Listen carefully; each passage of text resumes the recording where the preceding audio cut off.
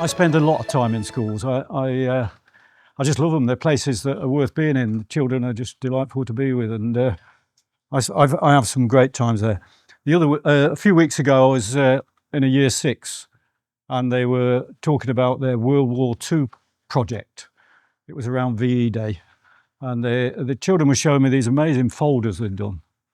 They were sort of big, this A3 size, and they were really good sort of expositions of what had gone on in the war. They talked about how the war began, Dunkirk, what happened in things like convoys.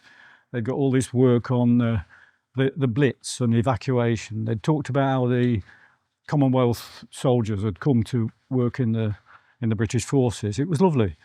And I said, flipping heck, this is good stuff. You know a lot, don't you? And this lovely lad says, yeah, you can ask us anything about the war. We know it all. So I said, oh, all right then. So I said, so how long did the Second World War last? And he said, well, it was all last term, actually. It was the whole of the term because it was so important. And what I realised was I'd asked the wrong question, you know. And it's that thing, isn't it, where I mean, primary children must think Egyptians, they were in, you know, there for half a term, and then the Greeks, they were there for half a term. Romans in Britain, that'd be about a whole term, you know. But I'd asked the wrong question, and when I was getting ready for this evening, I did wonder whether I'd set the wrong sort of agenda for the talk, because I was asked to do this talk last year, and I'm very honoured to do it. I thought Fred was a terrific bloke, and it's lovely to be able to speak at an event in honour of him. But I was asked to do the blurb at the same time, and I thought, oh, so I wrote a blurb. Estelle's nodding, she's done this. You write the blurb and you send it in, and then sort of a month before you start writing the thing. And of course I looked at it and I thought, I don't know, last autumn when I wrote it, my optimism was challenged enormously. I'm intensely optimistic. It's a sort of ultimate failing, really. But I was really challenged. Events had conspired over time, and I thought we were in a very, very low ebb in education. And since then, here we are in May, July, June, where are we? June. And I was thinking the other day that I'm starting to see the system shifting again. I think we are on the move. I think there are stirrings in schools. I've got this lovely phrase, stirrings in schools. It's nice. You're just starting to see things moving. Early ones, they're not good stirrings, they're getting there.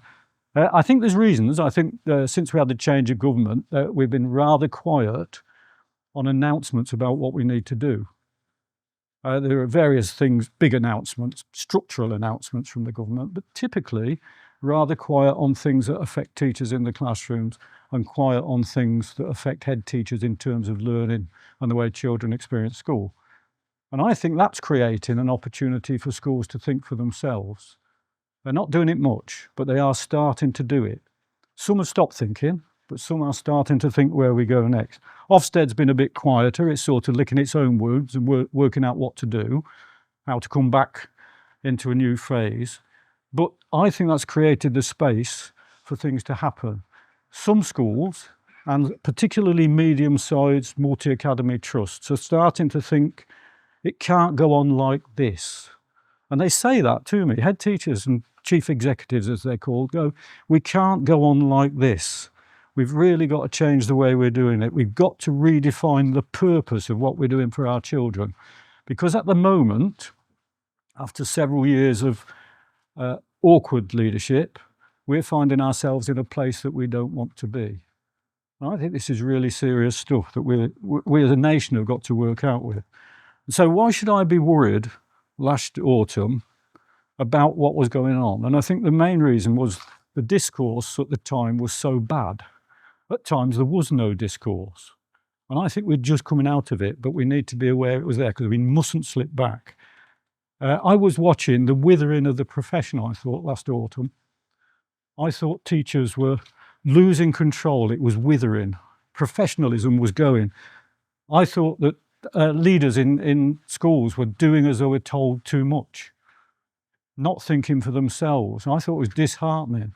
It's what Fred warned about in the late 1970s when the Taylor report came out on governors. And the unions at the time christened it the Busybodies Charter. We get all these people involved and we risk losing professionalism. Actually, I'm not sure that did cause it, but what happened after that led to a sort of centralised, controlled government agenda that in the end has come to fruit in a very, very awkward way. Tim delivered a speech in the 80s about the brown shirts are now walking down the education streets. He got into lots of trouble about it. He used to talk about it endlessly to me. I shouldn't have done it. I said, well, if you shouldn't have done it, why are you still on about it? And he said, well, it was a good speech. I said, well, then you should have done it. You know, it's all about, we must watch this, because if we're not careful, the agenda will be sort of frog marched into something it doesn't want to do and go in places it doesn't want to go. And in 2024, I do think some of their premonitions had come true, and we will having to look at it differently. When Estelle did the talk last year, this talk, she talked about Kenneth Baker had brought in the national curriculum and a national process of assessment, among other things. And what he had done was effectively walk through the gates of the schools. Before that, schools had been relatively autonomous. They could do pretty well what they want in terms of curriculum and assessment, but Kenneth Baker set down what should happen, and he'd walked through the gates of the school. In the late 90s, Labour got into power, and they brought in the national strategies, so they walked through the gates and then through the door of the classroom. And they said to teachers, this is a way of teaching literacy and numeracy, and many, many other things that became the national strategy.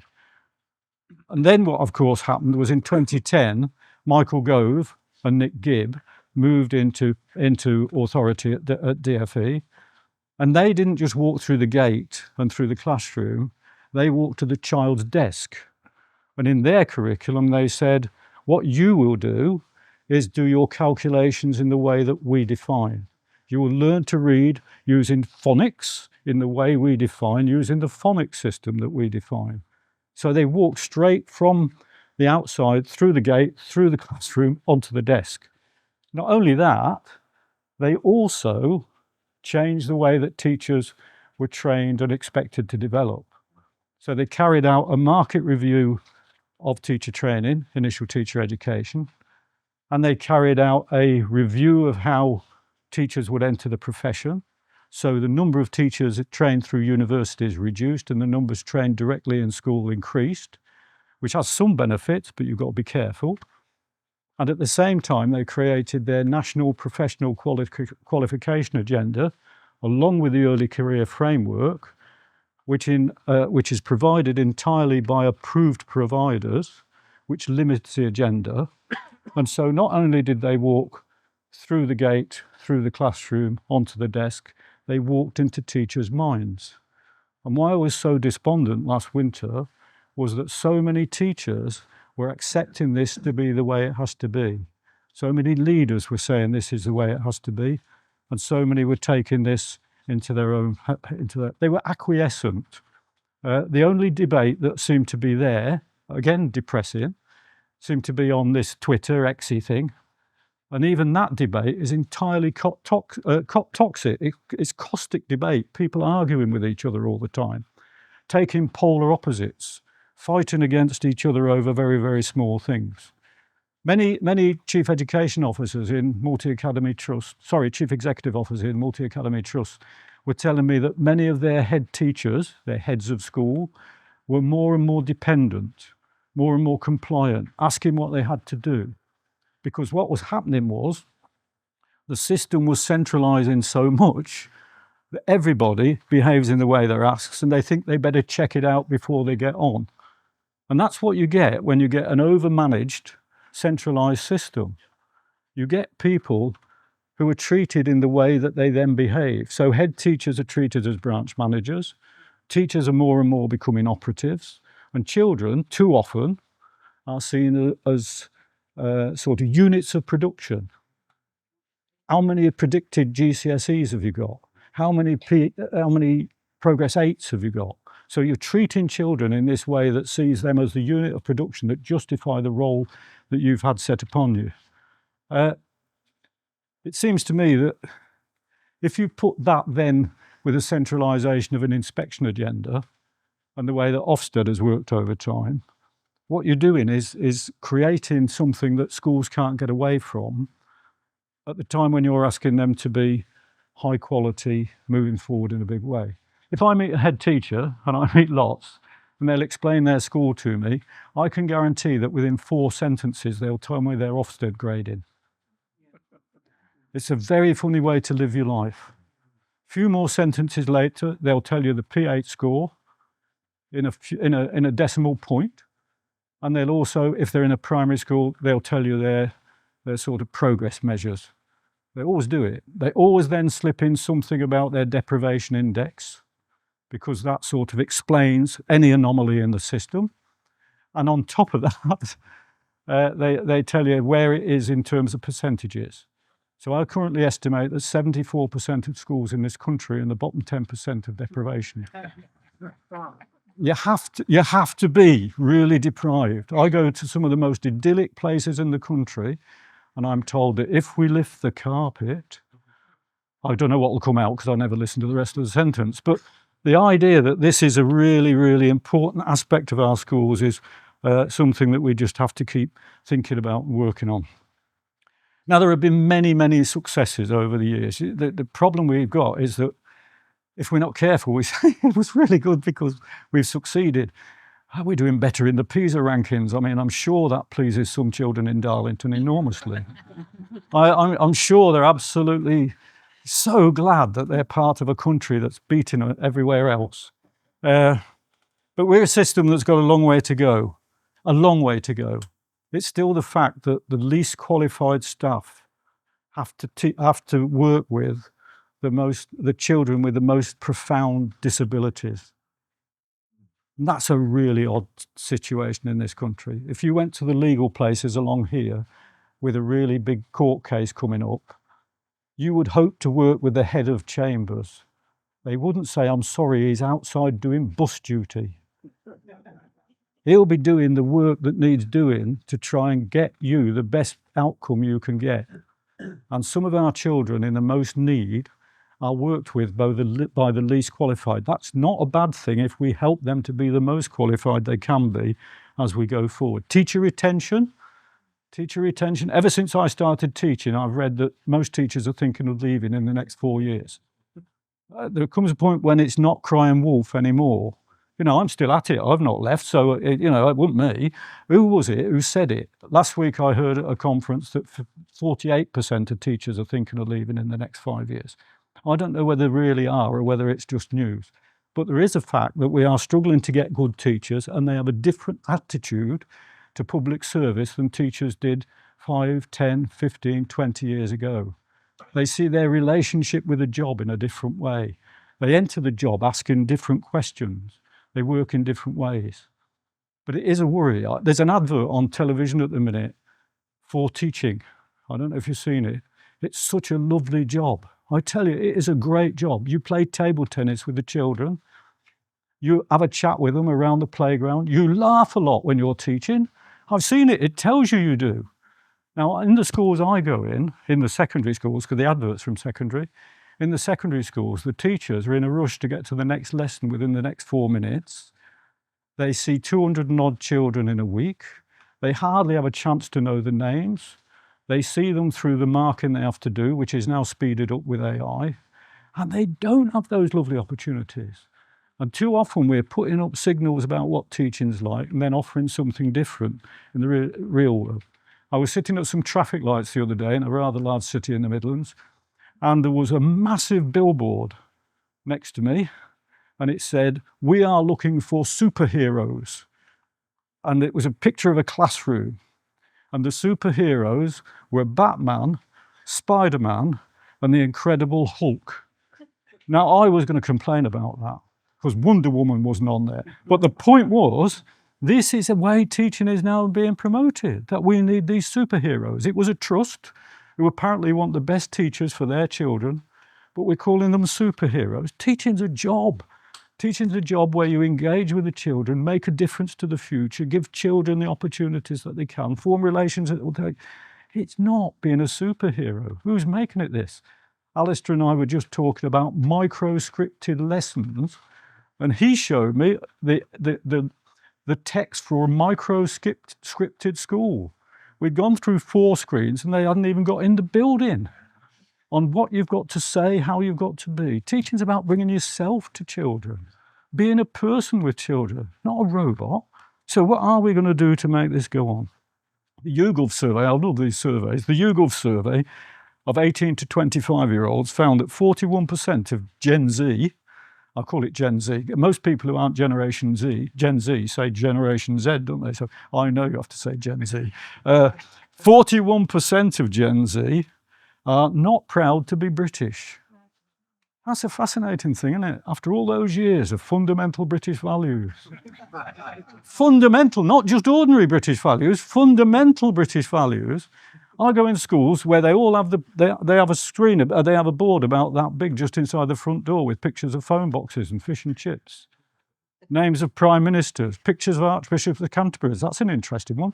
And they have all these things. They have all these things on the wall, but they don't help pride in Britain by just putting notices up in case Ofsted come. No, it really does make you think about what we're trying to do in a big way. School absence, let's talk about that for a minute. Oh, this is cheerful, isn't it? I said I'm an optimist. School absent, we have vast numbers of children absent from school. Vast numbers. The trickle has become an exodus. And what we can't do is criminalise this thing. We've got to ask, instead of saying, oh, well, we've got to stop them leaking out, we've got to say, what is it that would turn the tide? Why are these children walking away from our schools? I think families have realised that you don't have to go anymore, and actually the system can't do much about it. They've never said it. I suppose it's somewhere on the web, but I think they've worked out that actually, if you don't go, so what? Do you know 1.15 million children miss 50%, half of a year, every year in our school? That's that's about 11%, I think, altogether. If you put all those children together in just the secondary ones, just the secondary, you put them together, you could close every school in Newcastle for a year. You could close every school in Nottingham for a year. Every school in Nottingham and Newcastle, secondary school, could close for a year, and you would still not soak up all the absences at 50% or more. That's a phenomenal figure. For the 10% absence, you could close every school, every secondary school in Coventry. So now we've got Coventry, Newcastle, Nottingham closed for secondary education for a year based on how many are absent. They're phenomenal figures. And if we did that, we'd have plenty of teachers. We wouldn't have a teacher shortage, would we? Because they'd all be somewhere else. I mean, if you were Amazon, you wouldn't be staffing schools at full staffing when you've only got 87% coming in. If you were Premier Inn, you wouldn't carry on like this. Now, I'm not for a minute suggesting you lower the staffing, but I am thinking, what are we doing that's driving these children somewhere else? What are we doing to make it work as it is? Do you know home education's now up to 117,000 children, right? They're the children who've either drifted away because they're bored, been persuaded out because they're not coping, or they're going because, well, it's just better than that thing that's offered down the road. They're the ones who are officially in it, you know? Suspensions, that'd be 2 extra schools, by the way. We could close for suspensions every year. The children who were thrown out said, sorry, you're not fitting, you'll have to go. They're sad numbers, aren't they? For a system that reckons it's done well. I mean, we're going up in the PISA rankings, but don't forget, some of us are, not the ones who aren't there. So the whole question about, have we got our priorities right? There are no figures, by the way, for the children who go to school and don't go in lessons. There's loads of them. I go in schools where the senior leadership's rushing around, pushing them in. And they're bouncing out again. They'd rather be in the toilet than in the lessons. Just think of that. It's an awful thought, isn't it? There's no figures for the number of children who turn up for GCSE and then don't do anything. Just sit there and watch it go by. No figures on that. That's just, they didn't pass. So that's how it worked. So what are we going to do and how are we going to make it so that we can build confidence in the system, get children and parents to believe the system makes a difference and takes us forward in a really, really big way? I think there's a really big job to do in terms of changing the way schools work and think about themselves. At the moment, we're on that sort of change of year, aren't we? The end of year is coming. I mean, children this week have finished GCSE and A-level. That sort of trial by ordeal was over. All those weeks of rushing in to do an exam, coming back, revising for the next one, going in, they've just gone in again. They've just finished. They're now getting ready for their prom, which is a sort of, you know, we try and make up for it on an evening. It's that sort of idea. At the other end of the scale, the year sevens, they're all starting to go for their induction evening with their parents. And that's the moment when they find that actually it isn't what we thought it was going to be. You know, they went for an initial look around schools last October, and they chose based on some fantastic lessons in mathematics or a really good science experiment where a teacher sort of made something explode, or they saw some drama or some dance. It was really lovely school, and they chose it for that reason. It was really good. This is where they hear about what colour shoes are allowed, what won't be allowed. They know just how long your tie has to be and how many stripes you'll have to show. What happens if you haven't got a spare pencil? They learn a word called detention, which they haven't heard in primary unless they've got older brothers and sisters, and they'll know all about it. And all this really matters, these uniforms and so on really matter for the first few weeks, but it's a world of difference from what they thought. So there was the advert or the website, which is all beautiful, but when you get there, you realise you've been sold something that's not so good. I mean, just imagine, instead of having all the parents go to separate meetings, well, we could have that, but we could also have, at the start of the period when children go to reception, we could have a national programme on telly, couldn't we? And we could say, welcome to this, we're going to provide schooling for your children. And we're here to tell you how good it's going to be. So everybody in the school system is going to work really hard for your children, and you can help the school system by being the best parents possible and doing everything that we need to do. Put your children to bed early, looking after them, reading them stories, you go through all those things. And in the end, your children will learn that this really matters, and they'll do it as well. So what we can do is we can guarantee if we work really hard and you work really hard, at the end of it, your children will have had the best opportunity possible. And we can guarantee that about 30% of them will feel a failure at the end of it. That's what we can guarantee, right? That's what we do at the moment. We talk about success for all, we want success for all, but what we actually do is offer failure for 30% from the beginning. And not only that, there are loads of children who succeed who don't enjoy it. There are loads of children who don't succeed, who don't enjoy it, but they get through, they get onto something else and then realise they were ill prepared for what they were doing. So there's something about really trying to get those children to see through it. Now, schools don't help. This is really cheerful stuff, isn't it? I mean, Alistair said I was going to be really cheerful, and here I am. Schools don't help. You know, the systems they use, the language they use, the expectations they set, the way they set rules. Because of the system, the pressure on them, the accountability pressure, schools have got into the dance to the tune of the accountability regime. So they bring in some bizarre things that they're trying to do to make it happen. There is a fear in the system of inspection. I've been in 3 schools this week, and not only do they tell you the things I told you before, but they tell you how it feels when inspectors are due. And it really is something that we've got to address and work it out. We've really got to work out how teachers, head teachers particularly, can avoid that fear of not knowing who it is who's going to walk up that drive and whether they'll see the point of their school. They worry about that parent questionnaire, which actually only 8% of parents fill in, and they worry whether the one question on there is going to send it all over the place. They even fill the questionnaires in themselves. You know that anybody can fill a questionnaire in. So governors are filling them in, trustees are filling them in, anything to throw Ofsted off the scent. What are we doing when we've got schools that are paying somebody to monitor their computer website to check when Ofsted is looking at the curriculum, because that'll give them an indication of when they're due, so that the hit squad can drive to the school to get it right? What are we doing? I was in a meeting about 6 months ago, with a group of people in an academy trust, and we were planning some lovely stuff that they wanted to do with their curriculum and their teaching. And the person in charge had a phone call, and they said, such and such a school has had the call. And people leapt up and ran out. And there were only me and another person sitting there saying, well, where are they gone? And they just all went. And they've got to keep their school out of problems, managing the inspection team. You know, schools are not fit, but GCSE, what are we going to do about that? At least the government is saying GCSE is probably not fit for purpose, and we're going to do something about it. But somehow we've got to make it work in a better way. The profession has been poor, actually, at moving on. I mean, some of the things, do you remember open plan schools? Yeah, we couldn't cope with them, could we? We had to suck them back into our own story. They were the answer, we were told.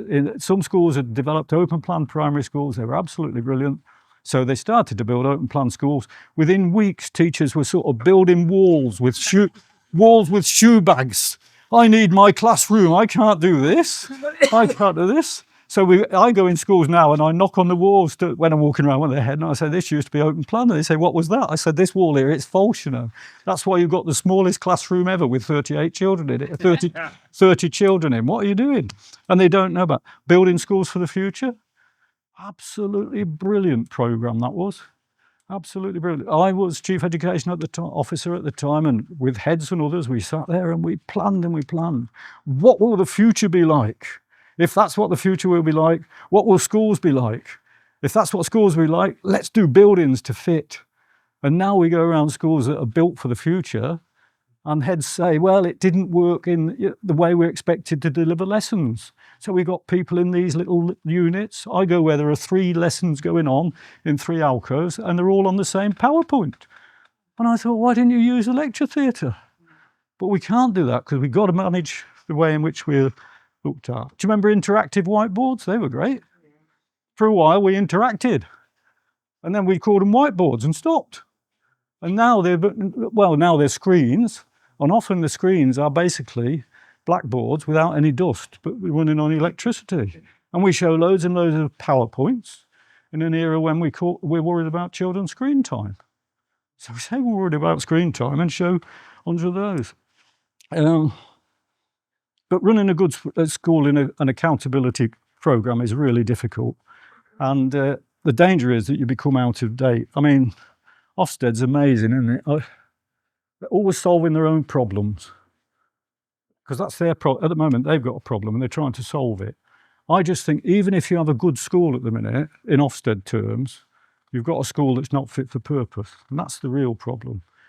If Ofsted were inspecting telephones, they would come in and check whether the receiver lifted out of the cradle well.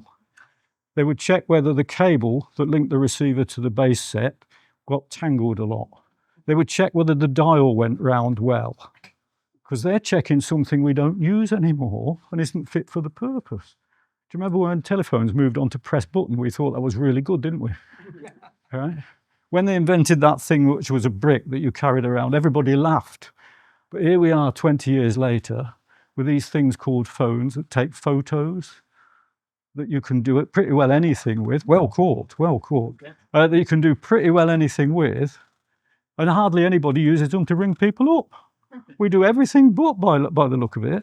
So how is it that we're able to move forward in that way, but we're sort of inspecting things that are left behind? Children have evolved way faster than our schooling system. They're leaving our schools behind. We know adolescence is an issue, and I'll come back to that in a minute. But I talk to teenagers all the time. I do loads of work with teenagers, and they are fascinating. I've got this big heap of questions which you'd really love to share. They ask questions like, why do we have short lessons on really big global issues? The big global issues are tucked into little tiny spaces during the school year. They say, why do we have one timetable when there's thousands of customised apps for everything else? One timetable, here's your timetable, just keep moving. Couldn't we have some sort of, you were interested in this, so we got you interested in that? I personally, I love schools, but I find them the fascinating, funniest places at times. I mean, I've always wondered, are schools the only places in society where the person who knows the answers asks questions to the people who don't? Because that's what they do. Teachers, I go in classrooms and teachers say, Does anybody know the dates of King Henry's reign? And I think, well, you do. And I think most of the kids in the room think, well, you do. That's why you're asking. So what I do is I live my life in a permanent test. And so because children aren't that interested answering, we come up with something called cold calling, which basically means picking on. We used to call it picking on. If I started saying to people in here, answer this, answer that, you say, don't pick on me. But in classrooms, they call that cold calling, and it's all right. We've really got to get past dressing up old things as new things. And our schools are becoming more and more retro, more and more retro. I think schools are becoming like educational jukeboxes in a streaming world. You know, children live in a different world now. I go to places where I go to mates and they say, oh, I've got a new jukebox, you know, a shiny thing, all sort of glistening and coloured. I say, great, yeah, it plays 60 records, press your buttons. Oh, it's great fun, this. Have you got, so you name something, go, oh, no, sorry, I haven't got that one. Have you got, no, we've only got 60. So you end up playing, right, you talk to Alexia and she'll play anything for you. So the frustration in that, it looks good, doesn't it, the jukebox, but it's old, it's out of date. And the odd thing in the British education system is the more retro you are, the more attention you seem to attract. There's some of these bizarre places doing things that come from the 1820s, and people are around saying, oh, how does it work? Oh, and you've got the best results. Well, you will have the best results, because if your parents want to send you to that, you'll go with it, and you will get it. But actually, it's very, very odd practice. I mean, it's that thing about, I'm doing a nostalgic future. You know, it's lovely for a while, but it doesn't get you far. And then there's the PR, of course. We've got signage around, the things you can do in a school these days. If you look at the strap lines and then walk around the rooms and think, did it happen? Have I seen it? Those things on the letterheads, the things on the website, the top one on the website, I've done surveys of hundreds of websites, the top one on the website is a teacher holding a big flame and children all go, right? They're the only ones who see that. That's the photo for the website. Right? I go to mats where you see these amazing montages of life in school. They're brilliant. They are brilliant. The kids get the chance to do this, go on a residential visit, they get all that. At the end of it, I say, who are any pictures of children sitting at desks, doing mock exams, doing assessment weeks? That's what school is so much. So we've got to somehow be honest about it and take it forward. Do you know how much money is spent on marketing? I've only just got into that this last week, a month, because I've been getting ready for this. In this last month, I've asked loads of MAT leaders how much they spend on marketing. Seems to average out at about £9, £10, £11 per person, per pupil.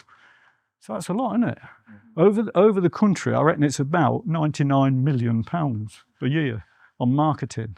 And they all say, if we get 4 extra children for the money we're spending, we make the money back because we get the income for the children. That allows us to get the staff. The problem is, you're taking the money from one place. They're all the same children. All we're doing is moving them around, but spending £100 million on it. How many teachers would that buy? How many opportunities would that be to stop children dropping out of school and going back? So I think we've got a long way to go and a lot of things to do that really, really would take us forward. We've missed steps as well. Government's missed steps, a lot of missteps. I mean, the GCSEs in 2020, do you remember? The teachers did the assessment, the GCSE results came out, and they were way up from the normal.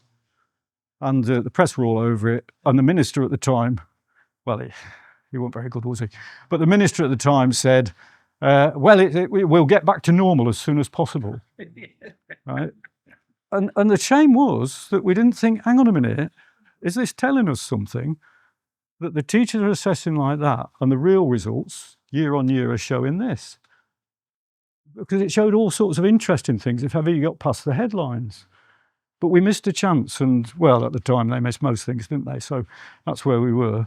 We missed a chance over Tomlinson. Tomlinson's report, which was taken through diplomas and really looking at what secondary education was about, was a really, really good thing.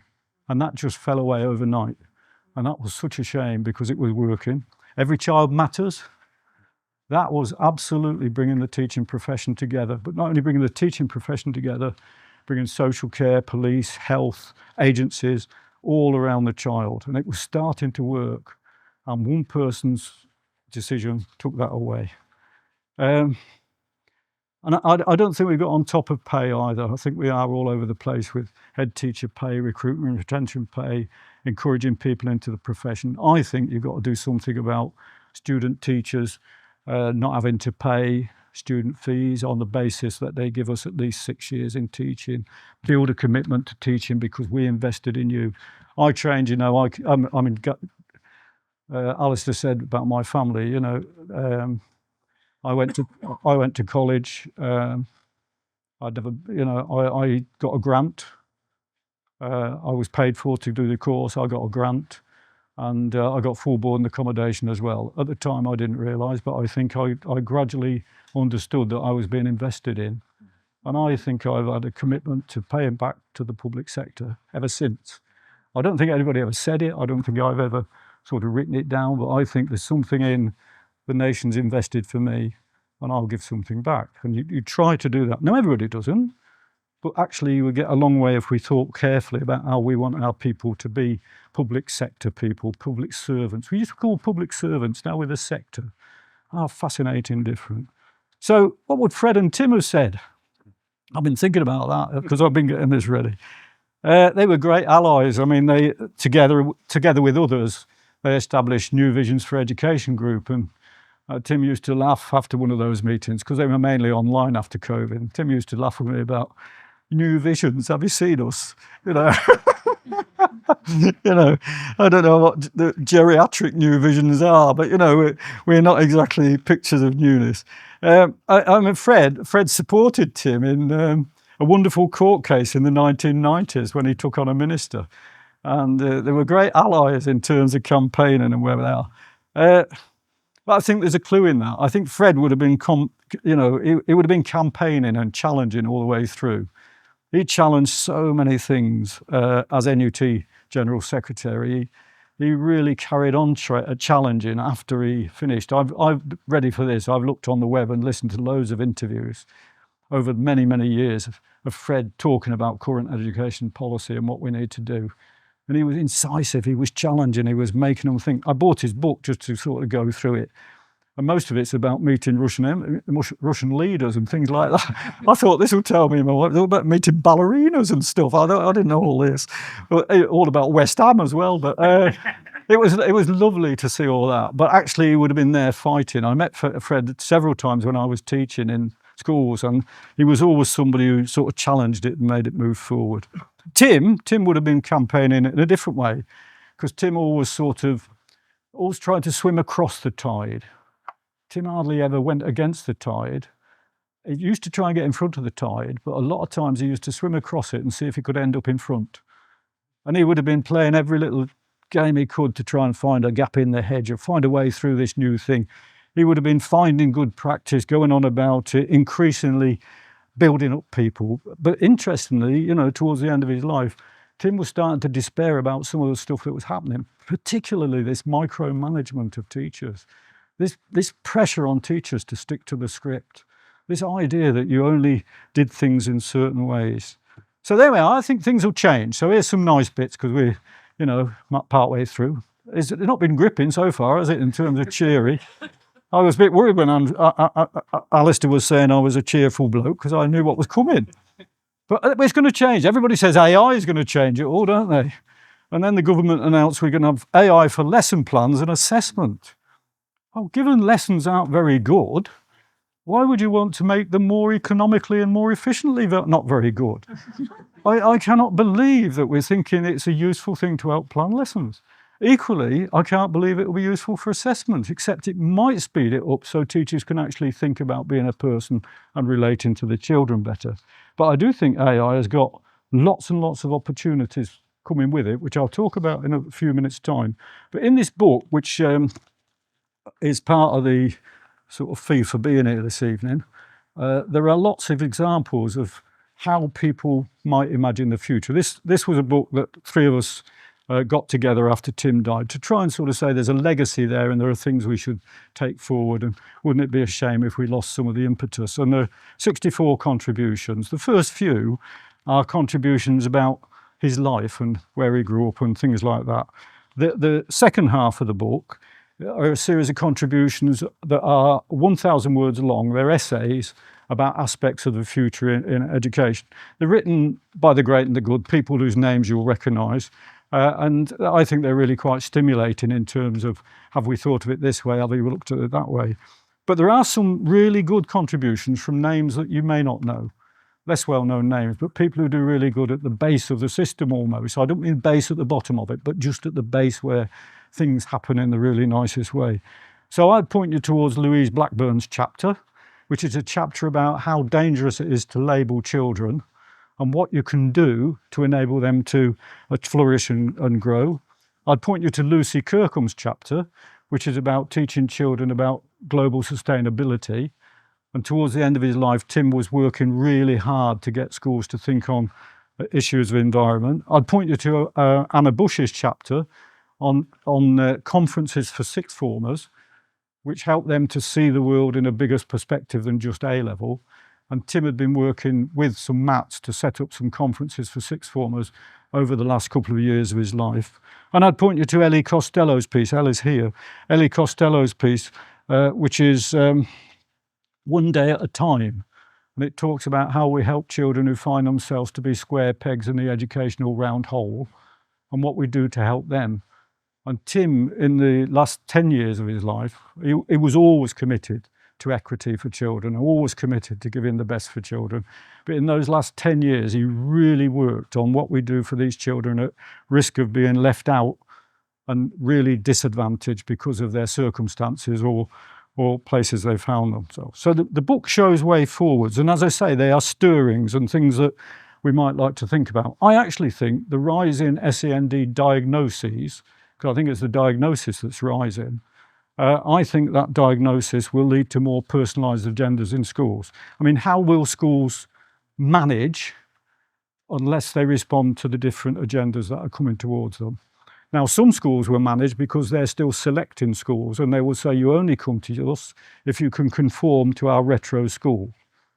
If you can conform to what we offer on our jukebox, you can come, but otherwise you can't. And so the other schools will have to be the sort of school that recognises divergence and working with it. So there are some things we've got to do. And I think these are optimistic things. We've got to stop treating all children as though they're the same. It's a real simple thing, but they are not all the same. Now, primary schools typically have somehow coped with seeing that as children move from nursery through to year 6, they mature and grow, and we can respond to that in the way we work. They haven't totally done it, but they have really worked on it. In secondary schools, so many secondary schools treat an 11-year-old like an 18-year-old, and an 18-year-old like an 11-year-old, but more often it's the 11 like the 18-year-old. So you have to do the day in the same routine, you have to do everything the same. And we know that adolescence starts earlier, lasts longer than it ever did. Some of the children in our older classes now in secondary school, years ago would have been well into a working life. They were treated like men and women. Now they are men and women. I'm not sure they're treated as though they're growing up. And the way we talk to them has got to change dramatically. Key stage 3 children, they're the children who are 11, 12, 13, 14. They still need to play. They need to run around. They need to frolic. They need to gamble. They need to leap. They need to screech. You stand near a primary classroom, you hear children screeching. Sorry, not in the classroom, playground. You do in the classroom, that's the teacher. Near the playground, you hear children screeching. At secondary school, they spend so little time outside. They are shuffled between lessons in case Ofsted, well, for when Ofsted come, because the less time you've got the children in school, the less it can go wrong. So you move them quickly around, you hide your children, you keep them on the shift, and it's no good at all. Children need a curriculum, particularly at Key Stage 3, a curriculum that opens up opportunity, makes them think, gets them involved, does what it says on the door. One of my games in secondary schools is to walk around their head and say, let's see whether they're doing what it says on the door. And we go into music and they're filling in a printed sheet.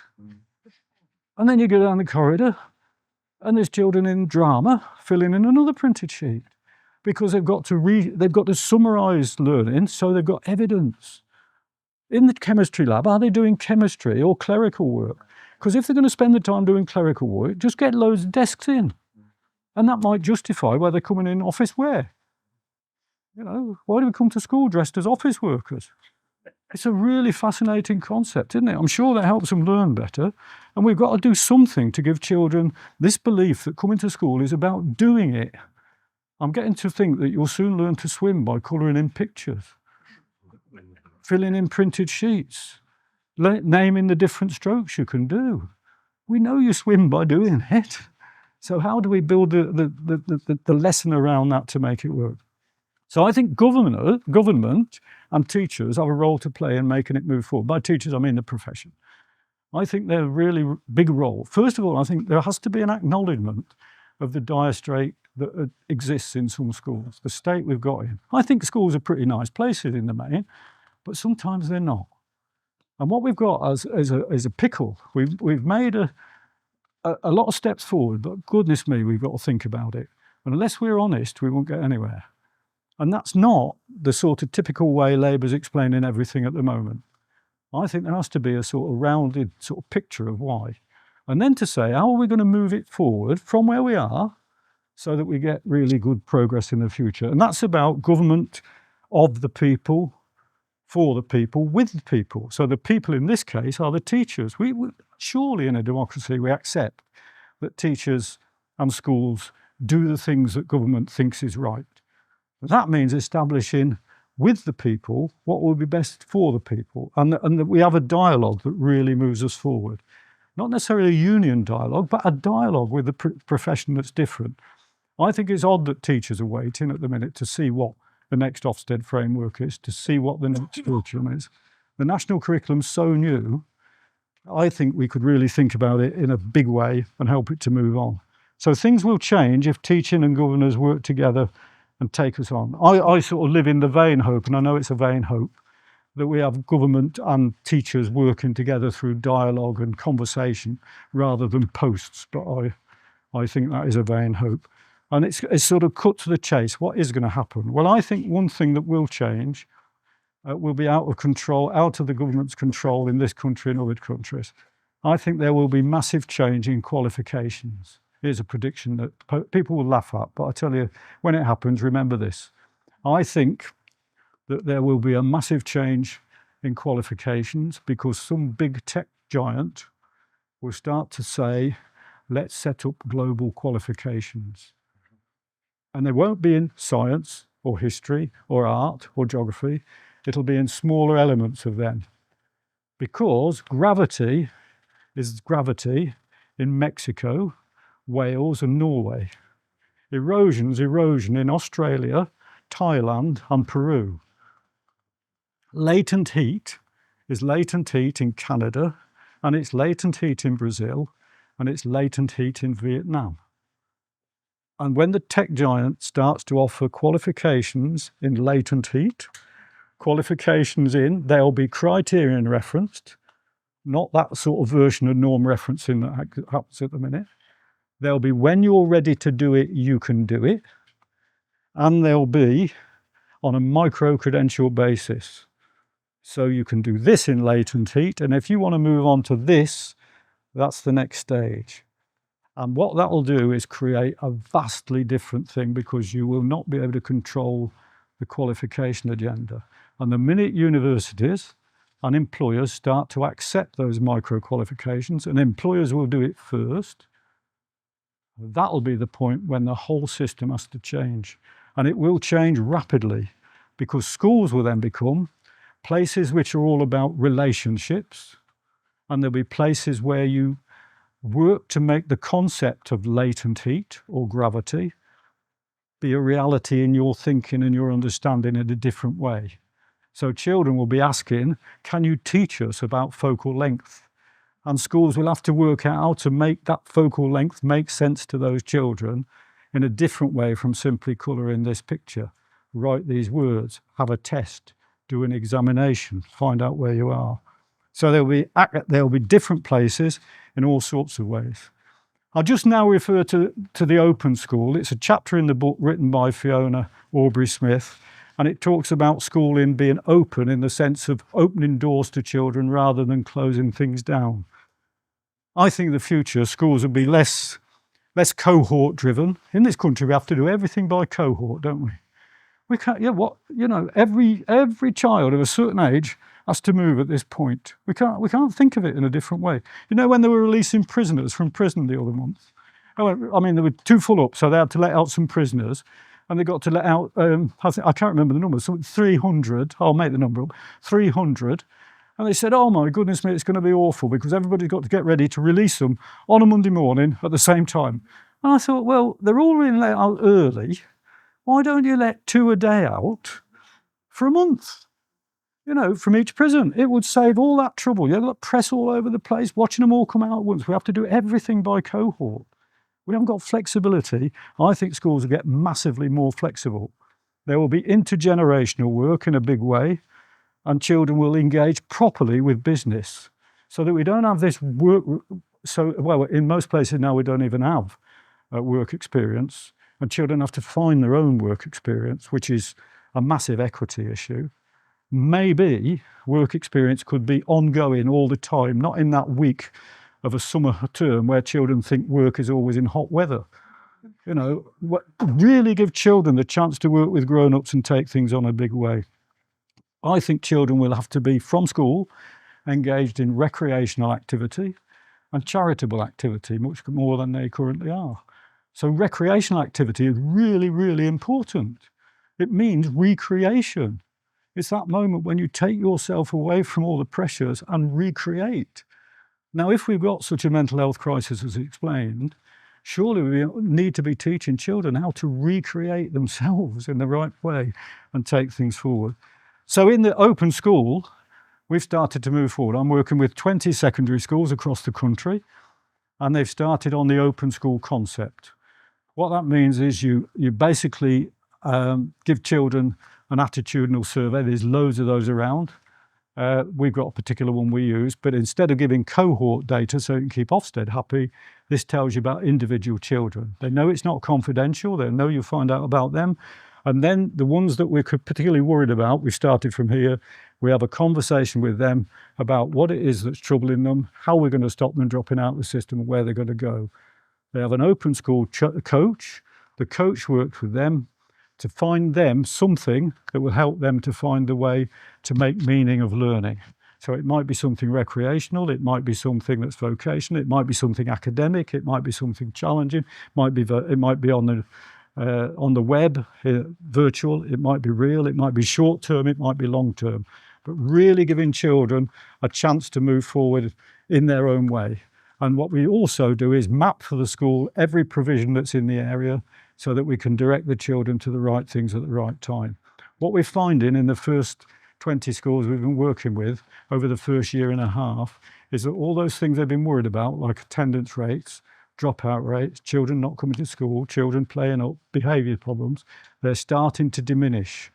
They're really starting to diminish. So now we've got massive interest and we're extending to other schools. And the interesting thing is that would save money for the Exchequer on children not dropping out, children not being in need of social care, health or judicial services, and being gainfully employed in the way they get jobs in the end. So the main message is, if we can interest children in being interested, maybe they wouldn't drop out. If we know we know every individual children, and they know we know them, and we know good things about them, maybe that will be a prospective thing. If we can match need to their involvement, then that will be a good thing. If we can connect individuals with commitment, we will get them to a place where they can make progress for themselves. And if we can encourage in the children a quest for qualification, they will get the qualifications that matter for them. And some of these children in these schools we're working with are taking qualifications that are not on the radar of the school, but really, really matter to them. So what can we learn from Fred and Tim? I can tell you some stories, but I'll do that after the camera's gone off. If you ask questions, I've got a couple of good stories ready. Look, education played a massive part in both of their lives. a massive part. The interesting thing was it didn't consume them. I mean, Fred had so many interests and so many things he did beyond education, well, beyond union work. And Tim, people thought he lived for education, did nothing but. I know from spending time with Tim that before we got anywhere, we talked about cricket, football, family, and what was happening in politics of the time. And finally, we got around to schools, and then we couldn't stop. But there is something about keeping it in perspective and getting there. What they both had, which I have, is this undying affection for education. I think you've probably got an undying affection for education. You wouldn't be here on a Saturday night in Malaysian temperatures if you didn't have an undying affection for education. You believe, and I believe, and Tim and Fred believed, that education is the route to giving children a better future. It is the route to change in society. It is the route to making our world a better place. And it is for us all here a chance to think about how we can make the system better. The government can do so much, schools can do more.